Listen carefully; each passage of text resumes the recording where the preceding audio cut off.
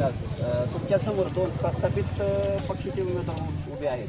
एक माजी आमदार राम सातपुते यांच्या पत्नी आणि दुसरे विद्यमान आमदार यांचे चिरंजीव.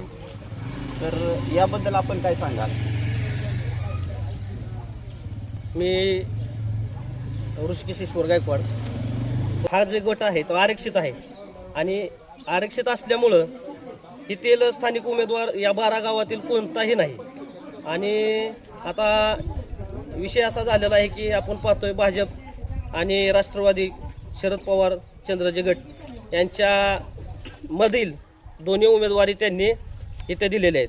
तर प्रथमतः आपण पाहिलं तर पहिला उमेदवार असा आहे की भाजपचा जे माजी आमदार सातपुते राम सातपुते यांची धर्मपत्नी ज्या आहे त्या संस्कृती राम सातपुते.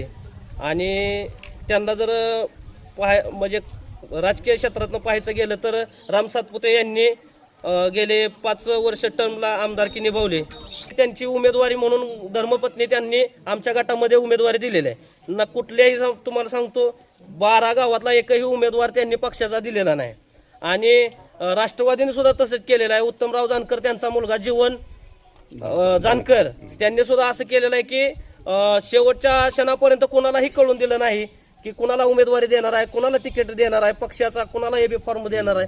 कधी म्हणजे लोकांना कळून पण दिलं नाही. जे कार्यकर्ते आहेत हे आमच्या 12 गावातले असतील, ह्या तालुक्यातले असतील, ह्या कार्यकर्त्यांना सुद्धा चाहूल लागून दिली नाही की ही उमेदवारी जी आम्ही देणार आहे ती तुम्हालाच नेमके देणार आहे की बाहेर आमच्या घरात देणार आहे. म्हणजे आपण बघा, आपण थोडा विचार करा की ही लोक घरालाच उमेदवार देते. नंतर महिलांसाठी काय करणार आहे? महिलांसाठी रोजगार किंवा बचत गटाचा हे म्हणजे आहेत.